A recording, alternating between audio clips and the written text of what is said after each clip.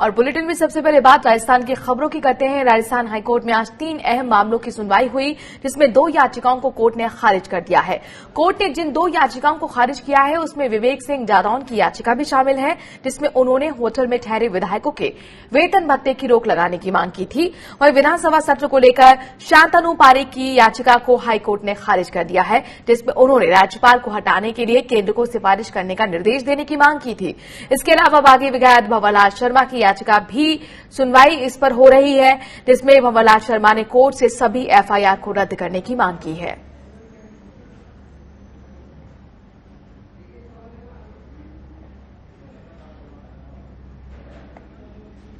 Rajasthan high court में विवेक सिंह जादौन की याचिका को खारिज कर दिया गया है, जिसमें उन्होंने होटल में ठहरे विधायकों के वेतन और भत्ते पर रोक लगाने की मांग की थी। चीफ जस्टिस की बेंच ने याचिका को खारिज करते हुए संबंधित अथॉरिटी के सामने प्रतिवेदन पेश करने की छूट दी है।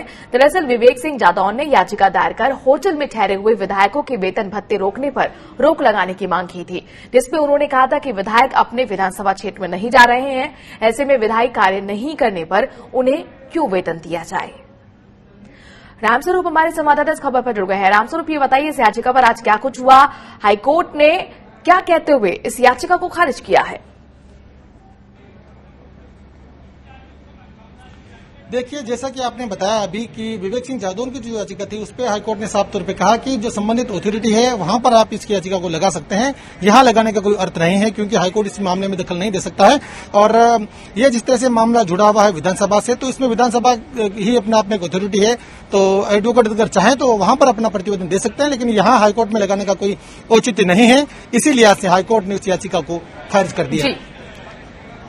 वहीं राजस्थान हाईकोर्ट ने एक और याचिका को खारिज कर दिया है। हाईकोर्ट ने शांतनु पारेख की उस याचिका को खारिज कर दिया है, जिसमें याचिकाकर्ता ने राज्यपाल को पद से हटाने के लिए केंद्र को सिफारिश करने का निर्देश देने की मांग की थी। याचिकाकर्ता शांतनु पारेख ने कहा था कि कैबिनेट के प्रस्ताव के बाद भी राज्यपाल ने विधानसभा का सत्र नहीं बुलाया। ऐसे में हाईकोर्ट केंद्र सरकार को निर्देश दे कि वो राज्यपाल को हटाने के लिए राष्ट्रपति को सिफारिश करे। विधानसभा सत्र को लेकर राज्यपाल 3 बार गहलोत सरकार की अर्जी को लौटा चुके थे। हालांकि बाद में 4थी बार अर्जी भेजने पर राज्यपाल ने विधानसभा का सत्र बुलाने की मंजूरी दी। अब 14 अगस्त से राजस्थान विधानसभा का सत्र बुलाया जाना है, जिस पर सुनवाई के दौरान चीफ जस्टिस ने याचिका को सारहीन बताते हुए खारिज कर दिया। एक बार फिर रामस्वरूप का हम रुख करते हैं। रामस्वरूप, इस याचिका पर तो सभी की निगाह थी, आखिरकार चूंकि किसका कितना अधिकार है और किस अधिकार के तहत काम हो रहा है इसे समझा जाए, लेकिन ये याचिका हाईकोर्ट ने खारिज कर दी। क्या कुछ हुआ आज?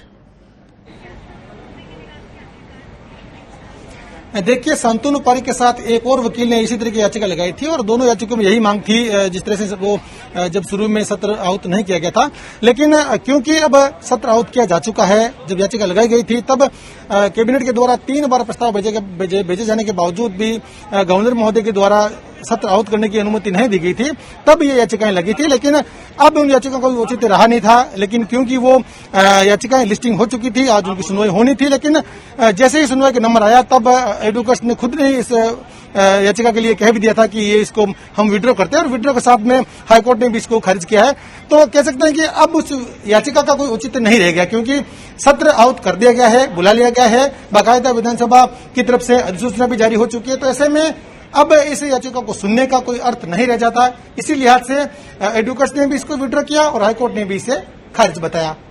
जी, बने रहिए रामस्वरूप हमारे साथ। तो 3 याचिका थी जिन पर आज कोर्ट में सुनवाई हुई है, 2 खारिज हो गई हैं। इन सबके बीच में राजस्थान कांग्रेस के बागी विधायक और पूर्व मंत्री भंवरलाल शर्मा की याचिका पर आज राजस्थान हाईकोर्ट में सुनवाई होगी। भंवरलाल ने एफआईआर को रद्द करने और उसकी जांच एसओजी को लेकर एनआईए को सौंपने की गुहार लगाई है। दरअसल विधायकों की खरीद फरोख्त के मामले में ऑडियो क्लिप वायरल होने के बाद गहलोत सरकार की शिकायत पर राजस्थान पुलिस की एसओजी ने भंवरलाल शर्मा के खिलाफ 17 जुलाई को एफआईआर दर्ज की थी। कांग्रेस का दावा है कि इस ऑडियो टेप में केंद्रीय मंत्री गजेंद्र सिंह शेखावत के साथ भंवरलाल शर्मा राज्य सरकार को गिराने की साजिश रच रहे हैं, जिसके बाद स्पेशल ऑपरेशन ग्रुप की जांच लगातार आगे बढ़ रही है। एसओजी ने कथित रूप से केंद्रीय मंत्री गजेंद्र सिंह शेखावत, विधायक भंवरलाल शर्मा, विश्वेंद्र सिंह, पकड़े गए बिचौलिए संजय जैन की बातचीत के ऑडियो टेप की एफएसएल जांच करवाई थी, जो सही पाई गई है और इसमें किसी तरह की छेड़छाड़ नहीं की गई है। रामस्वरूप हमारे संवाददाता एक बार फिर इस खबर पर जुड़ गए हैं। रामस्वरूप, ये बताइए कि आखिरकार ये जो भंवरलाल शर्मा की याचिका है उस पर कितने बजे कोर्ट की तरफ से प्रोसीडिंग होगी? देखिए, ये भंवरलाल शर्मा की जो याचिका है, ये साफ तौर पे कह सकते हैं कि ये जिस तरह से एसओजी का दबाव बना हुआ है पूछताछ के लिहाज से और जांच के लिहाज से, तो उनसे बचने के लिए एक बड़ा दांव जो है वो कुछ दिन पहले खेला गया और बाकायदा याचिका दाखिल की गई है। लेकिन याचिका की लिस्टिंग में नंबर आज ही आना, लेकिन अभी तक उसकी सुनवाई का नंबर आया नहीं है। ऐसा लगता है कि करीब 5 बजे के आसपास उसका नंबर आ सकता है, क्योंकि अभी काफी देरी है, अभी भी काफी और जो याचिका उनसे पहले पेंडिंग है। तो कह सकते हैं कि अभी इस पर पहले कहना कुछ भी उचित नहीं होगा। जब इसका नंबर जो है दिन आज का मुकर्रर हुआ है सुनवाई के लिए, लेकिन नंबर कब आता है ये अभी देखने वाली बात होगी। जी, बने रहिए रामस्वरूप हमारे साथ। चूंकि आपको बता दें कि एक तरफ इस पूरे मामले में जमकर सियासी सरगर्मी बढ़ी है, आरोप प्रत्यारोप चल रहे हैं, तो वही कोर्ट में भी ये मामला लगातार बना हुआ है, जिस पर कई फैसले भी महत्वपूर्ण कोर्ट की तरफ से आए हैं। बहुजन समाज पार्टी ने अपने 6 विधायकों के कांग्रेस में शामिल होने के मामले में राजस्थान हाईकोर्ट में अपील पेश की है। बीएसपी की अपील एकल पीठ के 30 जुलाई के आदेश के खिलाफ पेश की गई है। अपील में बीएसपी विधायकों के कांग्रेस में विलय पर रोक लगाने और विधायकों की सदस्यता रद्द करने की मांग की गई है। साथ ही हाईकोर्ट के 30 जुलाई के आदेश को भी चुनौती दी गई है। एक बार फिर हम रामस्वरूप का रुख करते हैं। रामस्वरूप, जाहिर तौर पर सभी की निगाह कोर्ट पर है कि इन जो सुनवाई होनी है इसको लेकर किस तरह का रुख कोर्ट का रहेगा, क्या टिप्पणी रहेगी। बीएस की तरफ से जो याचिका दाखिल की गई है, ये जाहिर तौर पर नंबर गेम को लेकर भी काफी कुछ इसमें इफेक्ट कर सकता है, तो क्या इसमें अपील की गई है, क्या कुछ कहा गया है बीएसपी की तरफ से? देखिए, ये जो याचिका पूर्व में लगी हुई थी उसमें हाईकोर्ट ने साफ तौर पे सभी जो बसपा के जो विधायक चुनाव चिन्ह पे जीत के जो विधायक उन सभी को नोटिस जारी किया और उनसे 11 अगस्त तक उनसे जवाब मांगे हैं। इसी के साथ विधानसभा के जो सचिव हैं उनसे भी नोटिस देकर के जवाब मांगा है कि 11 तारीख को वो अपना जवाब दे। लेकिन इसी बीच बसपा की तरफ से एक और याचिका उसमें ऐड की गई है, जिसमें यह कहा गया है कि जो विलय हुआ है उसको रद्द किया जाए, यानी कि जो विलय हुआ है वो संवैधानिक तौर पर सही नहीं है, ऐसे में उसको रद्द करने की मांग भी यहां उसमें की गई है। क्या है रामस्वरूप इसमें, चूंकि दल बदल कानून क्या ऐसे में लागू हो सकता है जब सभी के सभी विधायक किसी दूसरी पार्टी में चले जाएं? बिल्कुल यही, यानी कि जब उनकी अगली सुनवाई होनी है तो उनकी अगली सुनवाई तक जो है बिल्कुल स्टे लगाने की इसमें मांग की गई है। और साफ तौर पे हम बता दें कि पूर्व में भी जो भाजपा के विधायक हैं मदन दिलावर, उन्होंने साफ तौर पे कहा था कि जब ये जो विधायक बसपा के चुनाव चिन्ह पे जीत करके कांग्रेस में शामिल हुए हैं उनके मताधिकार के प्रयोग को भी रोकने की मांग उन्होंने की है। तो कह सकते हैं कि जब 14 तारीख से विधानसभा सत्र आहूत होगा तब 11 तारीख उससे पहले सुनवाई है, तो सुनवाई में कोर्ट क्या कहता है वो कोर्ट पे डिपेंड करेगा। लेकिन जो विपक्ष जो भाजपा है या बसपा है वो पूरी तरह से इस मामले को रोकने में लगे हुए हैं कि जितने भी विधायक जो बसपा के चुनाव चिन्ह पे जीत के कांग्रेस में शामिल हुए हैं उनके मताधिकार को भी रद्द रखा जाए, उन पर उसके अधिकार को छीन लिया जाए। रामस्वरूप, बीजेपी की तरफ से भी बीएसपी के विधायकों को लेकर जो याचिका दाखिल की गई थी उसका क्या स्टेटस है?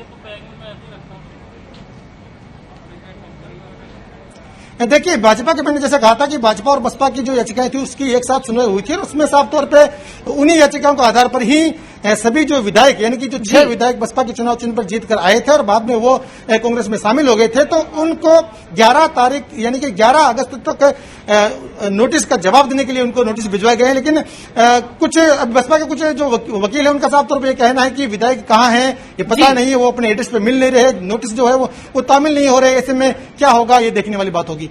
शुक्रिया रामस्वरूप तमाम जानकारी हम तक पहुंचाने के लिए। बागी विधायकों को लेकर कांग्रेस ने एक बार फिर अपना रुख स्पष्ट कर दिया है। कांग्रेस के राष्ट्रीय प्रवक्ता रणदीप सुरजेवाला ने कहा है कि राजस्थान के बागी कांग्रेस विधायकों को वापसी के लिए बातचीत से पहले बीजेपी से दोस्ती तोड़नी होगी, साथ ही उसकी मेजबानी छोड़कर घर लौटना होगा। उन्होंने कहा कि मनोहर लाल खट्टर की अगुवाई वाली हरियाणा की बीजेपी सरकार का सुरक्षा चक्र छोड़ें। उन्होंने हरियाणा सरकार पर निशाना साधते हुए कहा कि हरियाणा में आए दिन बच्चों की हत्याएं हो रही हैं, सामूहिक दुष्कर्म हो रहे हैं, गुड़गांव में लोगों को सरेराह पीटा जा रहा है और इसके लिए पुलिस उपलब्ध नहीं। लेकिन उन 19 विधायकों की सुरक्षा के लिए 1000 पुलिसकर्मी लगाए गए हैं। कांग्रेस के नाराज विधायकों को बीजेपी जो सुरक्षा दे रही है उसके क्या मायने हैं? इसीलिए बागी विधायक पहले बीजेपी की आओ भगत छोड़ें और बीजेपी से मित्रता तोड़ें, उनसे बातचीत संभव है। बता दें कि सचिन पायलट के नेतृत्व में 19 बागी विधायक दिल्ली और मानेसर के होटल में डेरा डाले हुए हैं। सबसे पहले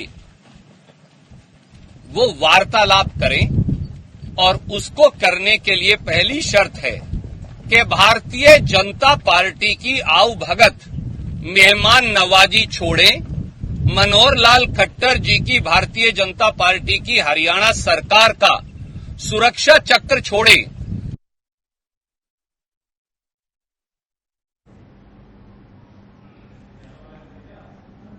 एसीबी ने रिश्वत के मामले में राजस्थान के राय सिंह नगर में तैनात एएसपी अमृत लाल को गिरफ्तार कर लिया है। बताया जा रहा है कि एसीबी ने 2 लाख रुपए की रिश्वत के मामले में इस कार्रवाई को अंजाम दिया है। कार्रवाई के दौरान एएसपी के गनमैन ने उनको फरार कराने के लिए ब्यूरो की टीम फायरिंग भी की, लेकिन वो सफल नहीं हो पाए। इस मामले में एसीबी की टीम ने एक दलाल को भी गिरफ्तार किया है। जानकारी के मुताबिक एसीबी की इस कार्रवाई से पुलिस महकमे में हड़कंप मचा हुआ है। सूत्रों के मुताबिक पति पत्नी के तलाक के मामले में एएसपी ने 2 लाख की रिश्वत मांगी थी। तो रायसिंह नगर के एएसपी अमृत लाल को गिरफ्तार कर लिया गया है। रिश्वत के आरोप में गिरफ्तारी हुई है। पति पत्नी के तलाक को लेकर रिश्वत ली गई थी एएसपी अमृत लाल पर, इस तरह के आरोप हैं, जिसमें अब बड़ी कार्रवाई की गई है। रायसिंह नगर के एएसपी अमृत लाल को रिश्वत के मामले में, रिश्वत लेने के आरोप में गिरफ्तार कर लिया गया है। तस्वीर आपको उस वक्त दिखा रहे हैं जब उन्हें गिरफ्तार किया गया। फायरिंग करने वाले एएसपी का गनमैन भी गिरफ्तार कर लिया गया है। एसीबी की टीम ने एक दलाल को भी इस मामले में गिरफ्तार किया है। तो कई गिरफ्तारियां अब तक हो चुकी हैं। 2 लाख की रिश्वत के मामले में ये गिरफ्तारी हुई है। राजस्थान में कोरोना के बढ़ते मामले को लेकर स्वास्थ्य मंत्री डॉक्टर रघु शर्मा ने चिंता व्यक्त की है। रघु शर्मा ने कहा कि लोग सोशल डिस्टेंसिंग समेत दूसरी जरूरी नियमों का पालन नहीं कर रहे। इसके साथ ही रघु शर्मा ने बताया कि राजस्थान में तेजी के साथ कोरोना टेस्ट किए जा रहे हैं। चलिए खबरों में आगे बढ़ते हैं। इसके साथ ही राजस्थान के जयपुर में खाने के पैसे को लेकर विवाद हो गया। मामला जयपुर के आसलपुर जोबनेर इलाके का है। बताया जा रहा है कि यहां कल शाम कुछ कार सवार युवक ढाबे पर खाना खाने के लिए रुके। खाने के पैसों को लेकर ढाबा संचालक और युवकों के बीच झगड़ा हो गया। इतना ही नहीं, युवकों ने ढाबे के संचालक और कर्मचारियों पर गाड़ी चढ़ाने की कोशिश की। करीब 3 मिनट तक कार सवार युवकों ने वहां जमकर उत्पात मचाया। इस दौरान उन्होंने ढाबे पर खड़ी गाड़ी और बाइकों में भी टक्कर मार दी। इस घटना में ढाबे के मालिक को चोट आई, उसके पैर में फ्रैक्चर हो गया। पूरी घटना वहां लगे सीसीटीवी में कैद हो गई। जानकारी के मुताबिक ढाबे के मालिक के भाई रामदयाल नोदल ने जोबनेर थाने में मामला दर्ज कराया है। फिलहाल पुलिस मामले की जांच में जुटी हुई है।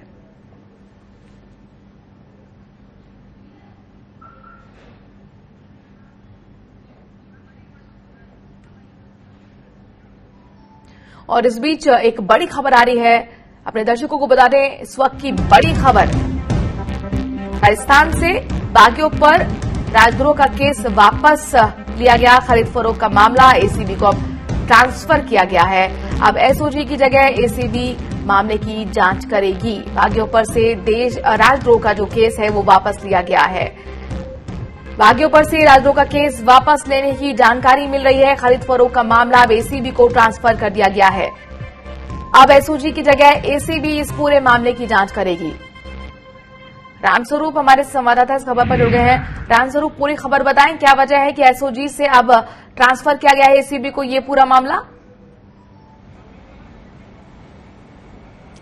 देखिए, ये जो प्रकरण है वो एसीबी और एसओजी दोनों जगह दर्ज है, जो विधायकों की खरीद फरोख्त का मामला है। लेकिन जो जिन धारा में मुकदमा दर्ज किया है वो उसमें राजद्रोह की धारा भी जोड़ी गई है, जिसमें जांच की जा रही है। तो एसओजी के अधिकारी चाहते हैं, उनके वकील चाहते हैं कि ये जो दोनों जगह मामले हैं तो उनको क्यों नहीं कंपाइल कर दिया जाए। यानी कि पूर्व में भी जो ऑडियो क्लिप वायरल हुए हैं उसके लिए भी बाकायदा पीसी एक्ट के तहत बाकायदा मुकदमा दर्ज है एसीबी में, जहां पर कार्रवाई की जा रही है। वहां पर 2 अलग अलग एफआईआर दर्ज हो चुकी है, जिसमें जो 3 निर्दलीय विधायक है उनके नाम भी है। उसके अलावा जो मुख्य सचेतक महेश जोशी है, उनके द्वारा जो ऑडियो वायरल हुए थे कुछ दिन पहले, उस ऑडियो की पेनड्राइव भी एसीबी को दी है और वहां पर भी मुकदमा दर्ज कराया है। तो जाहिर तौर पर कह सकते हैं कि एक एजेंसी के से जांच करवाए जाने को लेकर के पूरा मामला जुड़ा हुआ है। और राजद्रोह का केस वापस जो बागियों पर लिया है, ये क्या संकेत दिखा रहा है? देखिए, ये इसमें जो धाराएं जोड़ी गई है उसमें 124 धारा भी जोड़ी गई है।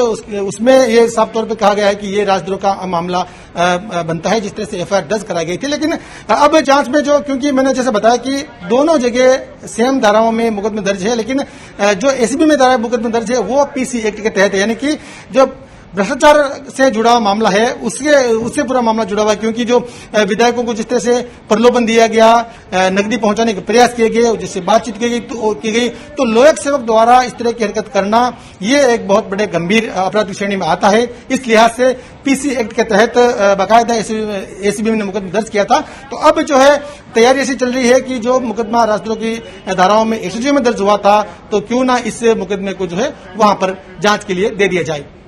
शुक्रिया रामस्वरूप, तमाम जानकारी हम तक पहुंचाने के लिए।